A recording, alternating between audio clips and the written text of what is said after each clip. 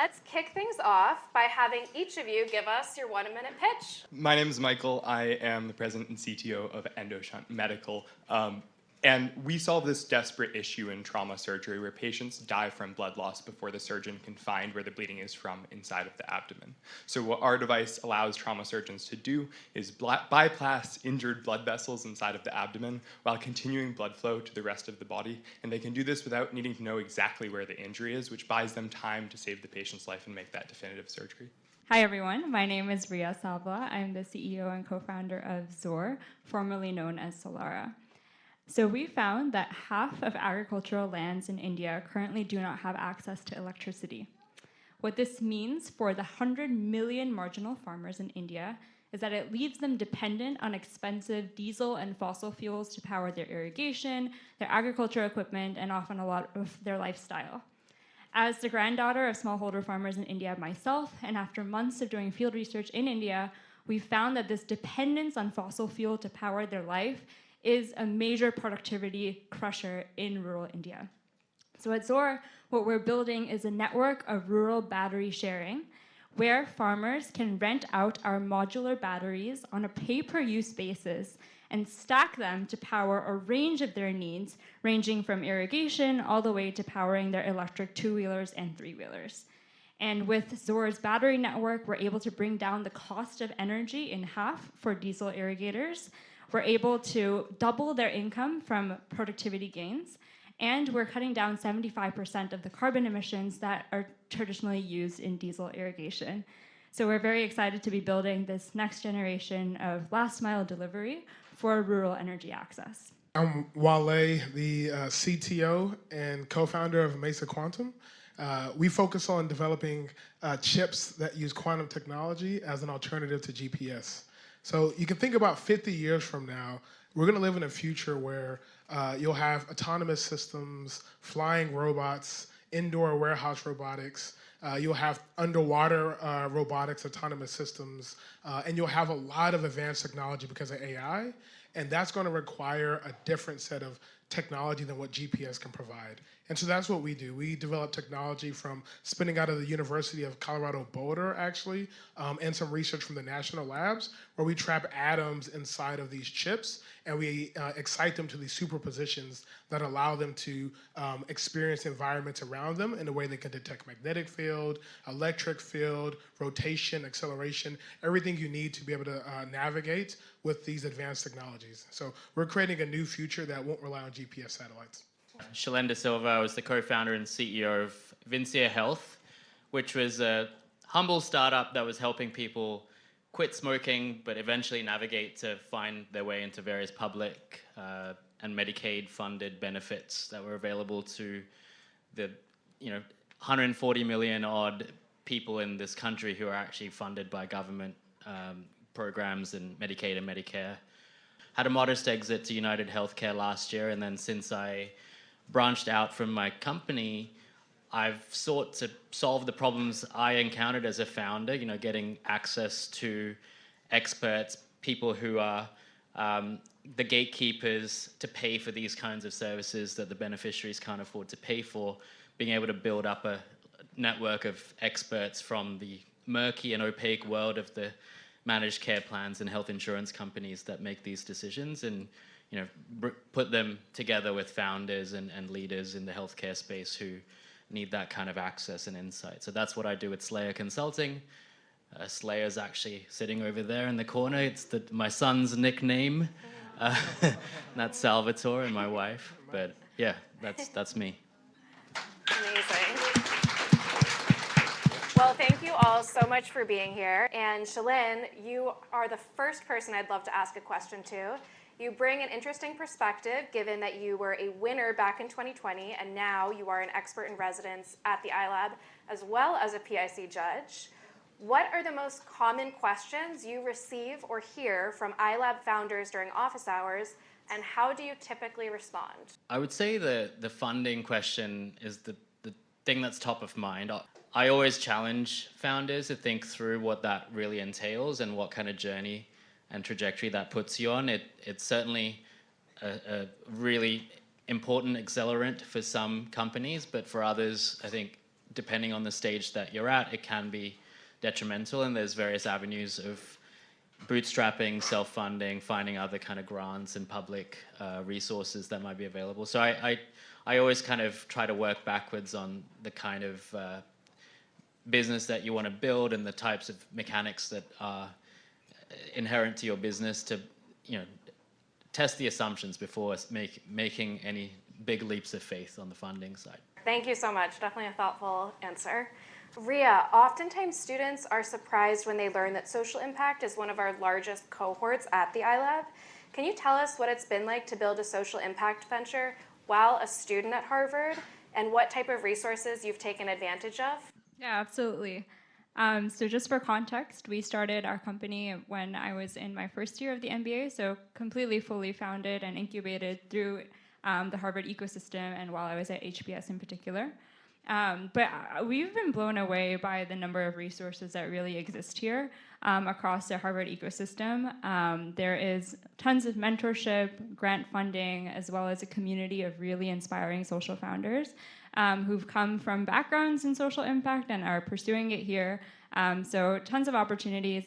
I think I will caveat saying that building a social impact venture over here was only made possible because my co-founder Vishesh, who's in the audience, was working in India on ground, helping deploy a lot of these things. And what we could do here was that use this community and network to leverage funding resources. So there's a number of grants, non-dilutive grants that are available. All the student conferences have some type of pitch competition that are encourage people to apply into. There's the HBS New Venture competition, the PIC community. iLab offers a number of Spark grants and other types of grants as well. These are all available to you. There's accelerator programs like the Climate Circle within iLab that we took advantage of, the Cheng Fellowship for Social Innovation hosted by HKS. And I think the broad summary is that most of these Harvard resources across schools are open to all Harvard students, and you really have to find it. And I think my key piece of advice would be don't be shy, talk about what you're interested in, talk about what you're doing, because the more that you communicate with this network of people what you are interested in, resources will find their way to you. And you really have to ask and you will find. So that's my take on that. So true. Thank you for the advice. Michael, we know that it takes a long time to get traction, particularly in the healthcare and life sciences space, especially when you're building a device to be used in the OR. Why do you think ventures in this particular cohort should apply for the PIC, and how helpful was the judging and feedback you received during the process? I think that the support that you get from the PIC leading up to the competition is, the money's nice, but honestly and I feel like it's a cliche, but the support that you get and the advice that you get, I think, is one of the most valuable parts by far. I think that ranges from feedback on your business model. So when you're pitching to judges and pitching to some of the advisors and entrepreneurs in residence, you get feedback not only on your pitch, but also on the underlying information in your pitch. So saying, what is a realistic sales growth? For us, we need to raise venture funding. That is the only way that most medical devices can get to market. And so hearing what investors are looking for and what kind of returns we need to be able to generate in order to attract interested investors, I think was a really important element of that.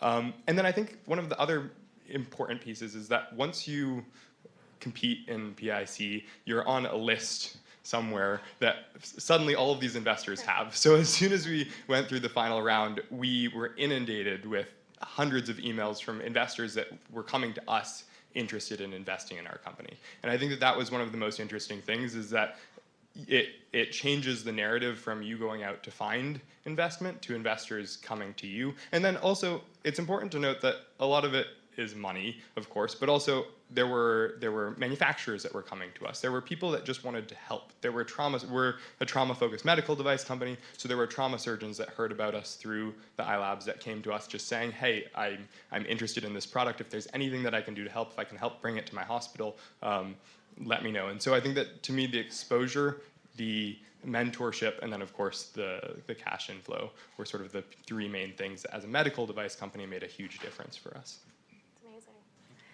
Wale, you went viral on our Instagram account at the iLab with your pitch. You had such great energy. Tell us what it was like pitching on the big stage in Claremont Hall.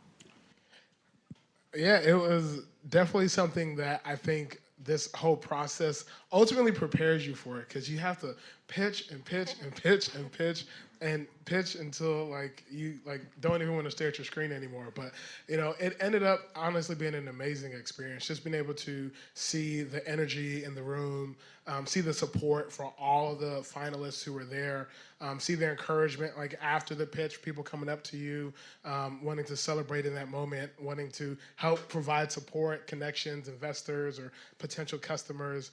So it's definitely a special moment. And I have some kids, 2 girls, and they were able to be there at the pitch and see it. So it was a special moment to kind of see that manifest. And I think seeing it go viral, on the digital airwaves was completely unexpected in many different ways. And I think it just kind of goes to this like testament of how much people respect this President's Innovation Challenge, not just here at Harvard, but really globally. It was like in Europe for a bit, then it navigated to Africa, then it came back to the U.S., and it was doing all kinds of things. So it was a special moment. I got my, I'll say this and turn it over, but I knew it went viral when my wife's dad posted it in the group chat saying like, "Did y'all see this yet?" And I was like, I didn't even know, how did you get this?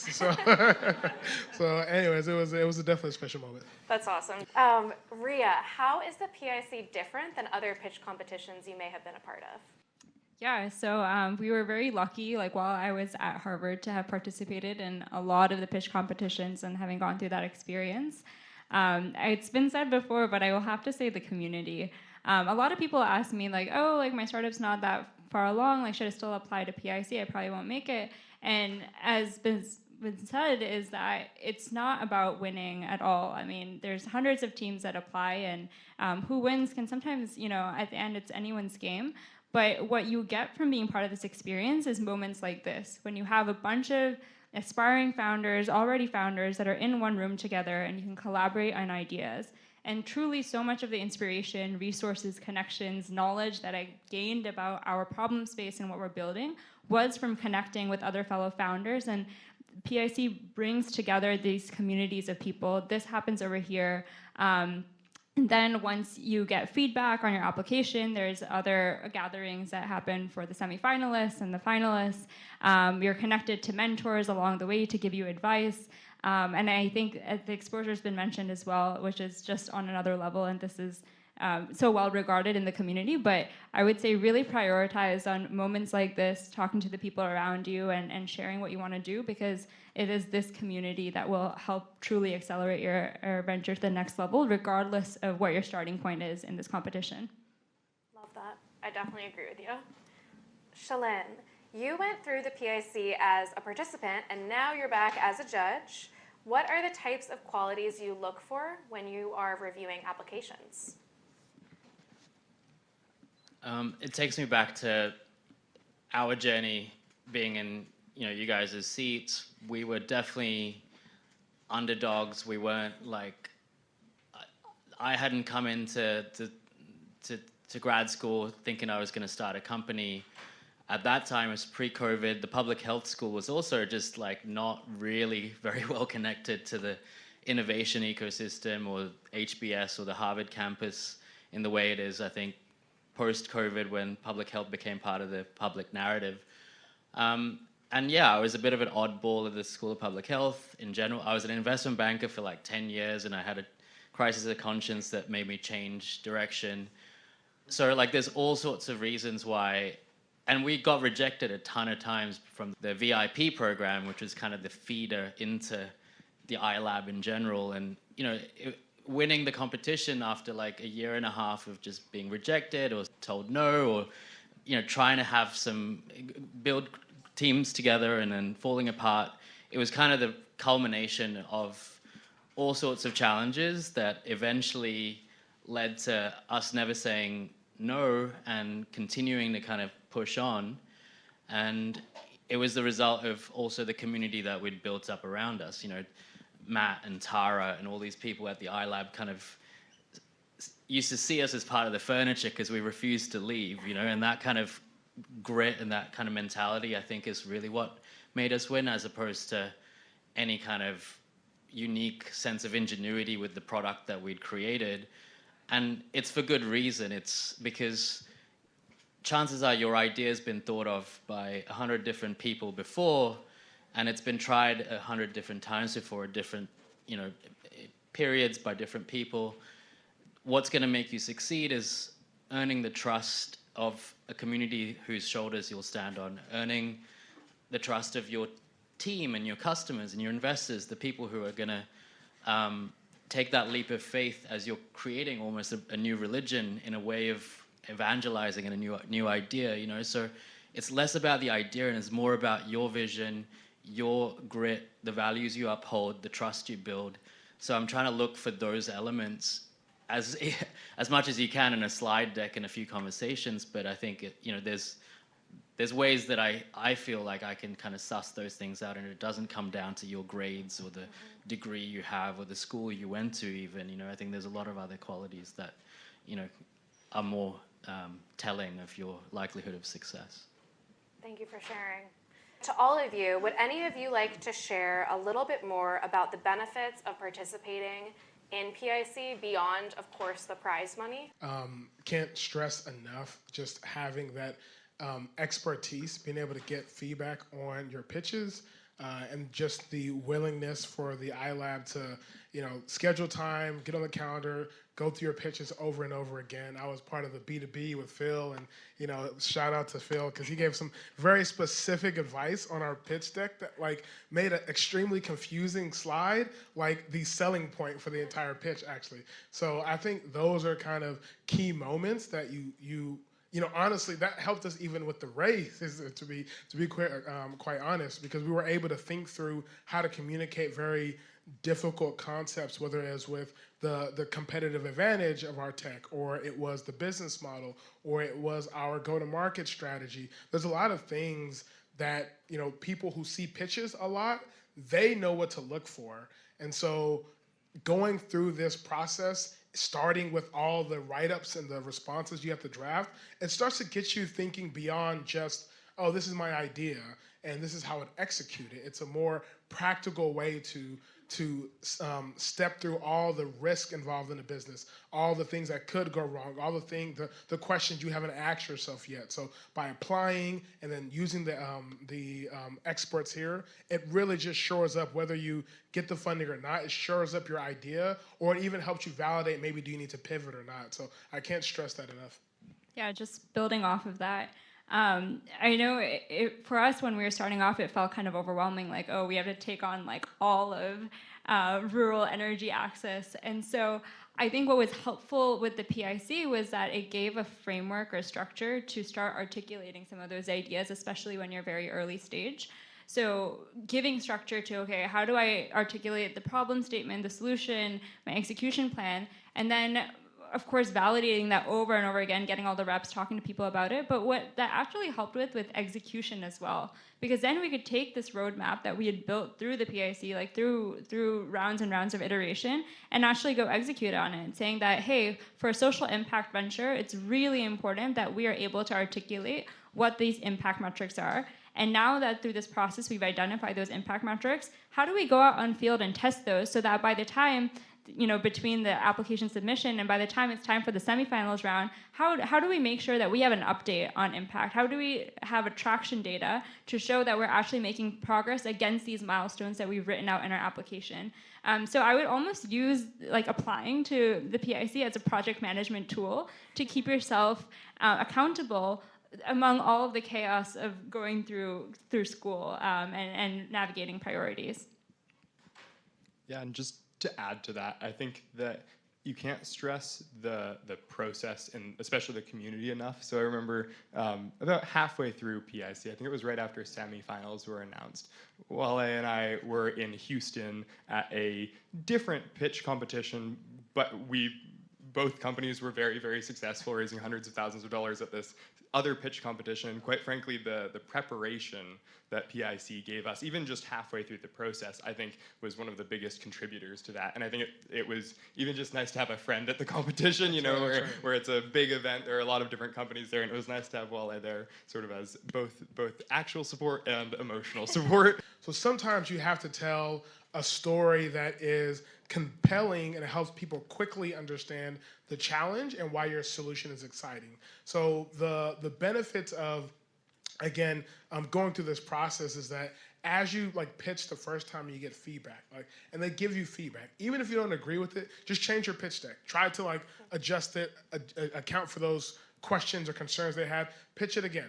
Get some more feedback. Like, don't perceive it as like one pitch is right, but as you continuously iterate, you're gonna have like, you know, version 100 of your pitches, and maybe it's version 67 that's actually like the one that you really feel comfortable with, but you get to this point where you realize like, okay, this is how I need to articulate the problem, solution, the challenge, everything in order to get it across in a short period of time and get people excited. That is a very hard thing to do, and through this process that really helped me get to that. Yeah, my quick take would be, you know, regardless of the results in the competition, remember that this is a competition made of everybody that is here to help you. So even little things like when you get like feedback from your judges, like we actually like emailed our judges and we're like, hey, like, can we chat with you and want to learn more from you? If you had an advising session, or you know, maybe just over here you had a great conversation with someone who asked you an interesting question that made you reflect on your business model, like schedule the additional time with them. There's advisors here as well. And I think it ranges from like the business model and like what you're doing, as well as helping make connections and partnerships, investing, how you present yourself, how you even like emotionally reconcile with what it means to be a founder. So the like truly the entire universe of founding, every single person that you interact with through this process is actually down to help you. And so you have to take the initiative of actually following up with them and being like, hey, I would love to learn more from you. Yeah. To that question, the point I would make is don't hang your hat on the destination. Don't get too hung up on these, you know, outcomes in the future, whether it's winning the PIC or exiting your company or IPOing or like being so fixated on those endpoints. You know, to Michael's point, like the process, I think, is the most important factor, which maybe is a little contrarian to some of this self-help advice of manifestation, like visualize that future state. I find that when you're too fixated on that end state, you're not asking the right questions, you're jumping to conclusions, you become desperate to achieve that and fake it till you make it. And if you don't make it, all you've got is the fakery, and that's hugely taxing on your mental health and your self-esteem and your anxiety, and you're not actually doing the things necessary to, you know, test hypotheses and work your way through a list of risks that you're striking out one by one, which is essentially what a startup journey is. You've got a long list of risks, and you're striking them off one by one as you know, ask the right questions and raise the capital to do it. So if you're too fixated on the destination, you're not going to do that in an intellectually honest way, and you're going to get yourself down. So that's my kind of perspective on it. Awesome. Well, onwards and upwards. Thank you all so much for being here. We are so grateful.